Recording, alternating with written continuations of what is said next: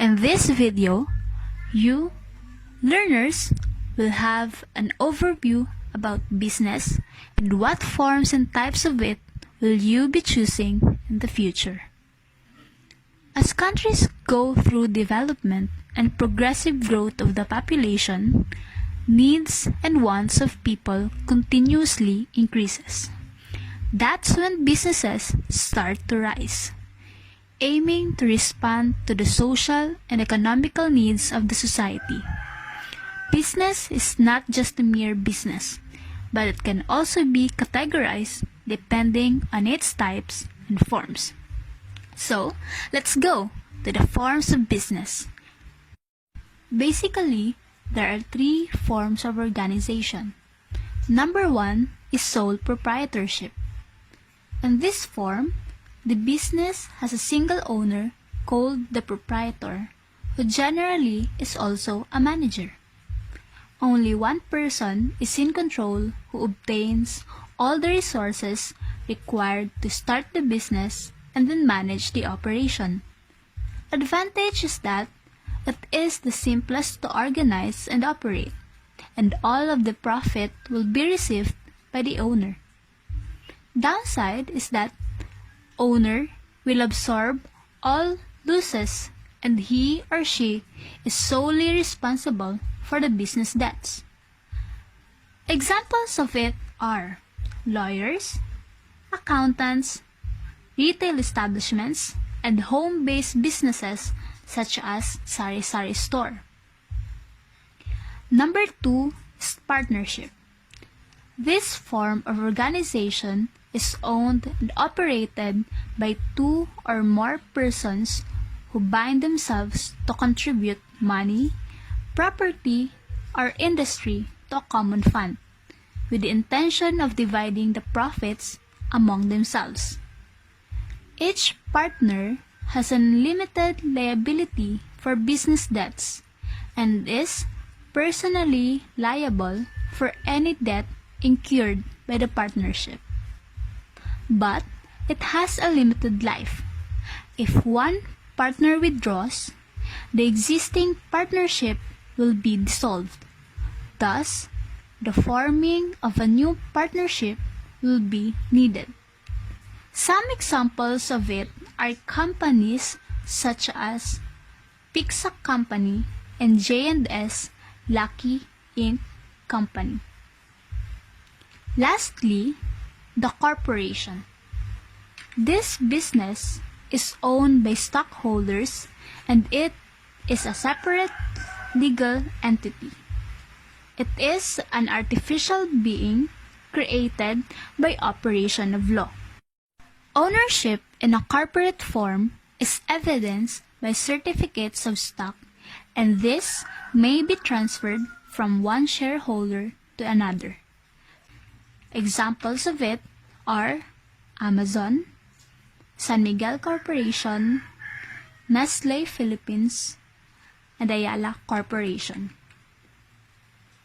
After thinking and choosing from the three forms of organization, you can now move to types of business organization and think of a way on how the range of products or services offered will be provided and in which categories does it fall. Number one is the service type. It provides intangible products and it involves hiring skilled staff, offering and selling their time, skills, expertise, and advice. Common examples of it are salon, barbershops, massage spas, repair shops, laundry shops, accounting firms, and legal firms. Number two is trader type. This type of business involves buying and selling products. Usually, buying a range of raw material and manufactured goods in the structure of this business. Examples are wholesaler and retailers.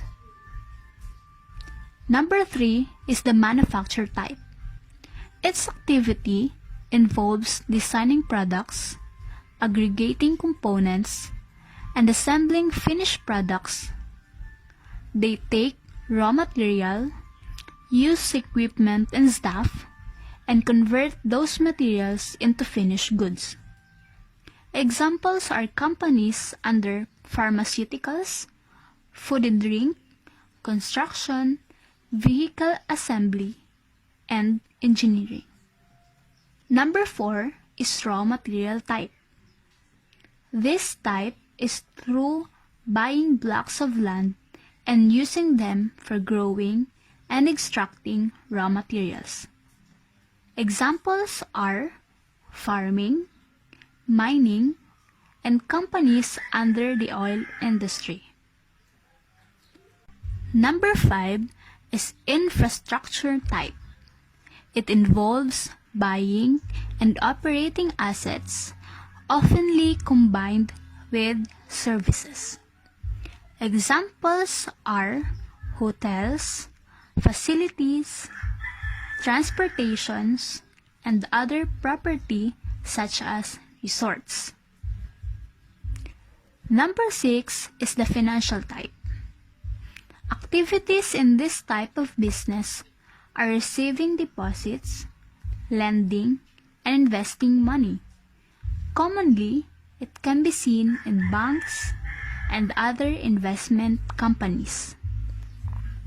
Number 7 is the insurance type.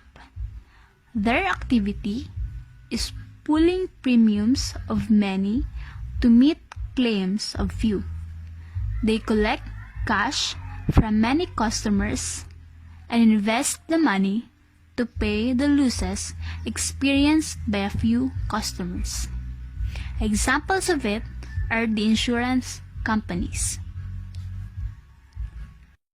And that is all about forms and types of business organization.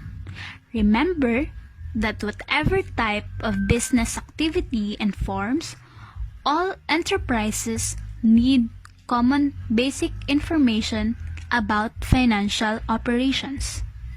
The function of providing financial information and establishing financial records for planning and management of business affairs is what accounting and bookkeeping is all about. This lesson will be beneficial to you along your BSA journey. I hope you learned something from this discussion and get to enjoy learning despite the difficulties we are facing. Thank you and stay tuned, Kakantaminans!